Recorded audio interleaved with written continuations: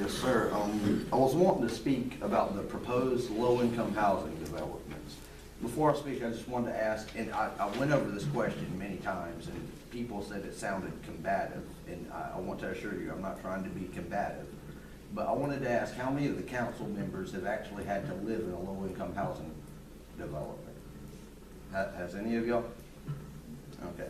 Well, you might know a little bit what I'm talking about. In the current situation we have, these places, while well-intentioned, it doesn't really help.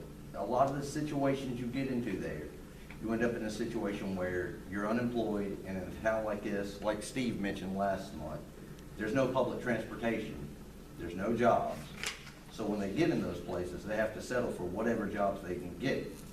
When they get these jobs, they start facing these income levels to where their benefits will get cut.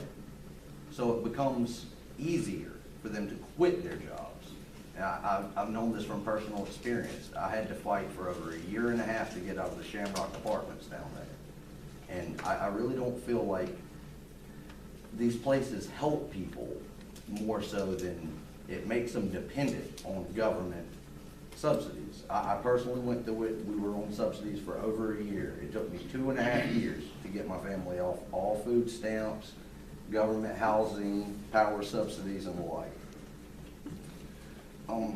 Another concern I have is fraud.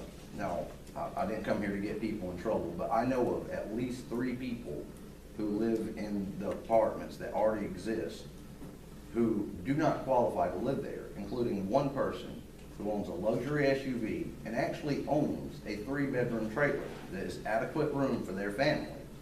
Yet the taxpayers are having to fund their power bill and a portion of their rent at these apartments. And to me, that's just senseless.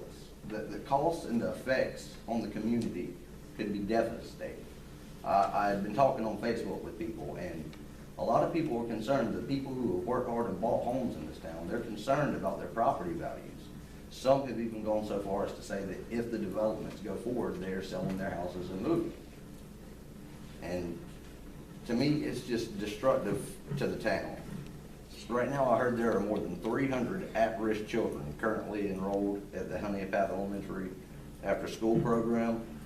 And with these places, I only see that number increasing, and the quality of the help people get from these places will decrease because the resources will be stretched thin. The resources on a local police department will already be stretched thin, as if they aren't enough. So that's my time. All right, thank you for your time. Thank you. We appreciate the information. I got a question. You quoted a number of at-risk children over Honea Elementary. Give me that number again. From what I heard, it was over 300. It's about 380 according to Patsy Martin, who runs the program. Now, with this, I only see that number increasing, and it'll be a strain on the community. I feel like economic development and providing economic opportunities for people would be better than providing something that could cripple them with dependence. Can I ask another question? What do you see as a remedy to the 300 to 350 kids? How are you going to solve that problem? We're going to do away with all the low-income houses and I've never said anything about doing, I never said anything about doing with the ones that currently exist. But Steve had even touched on this last month. Are we really doing enough to help the poor people in the community that are currently here without adding to it?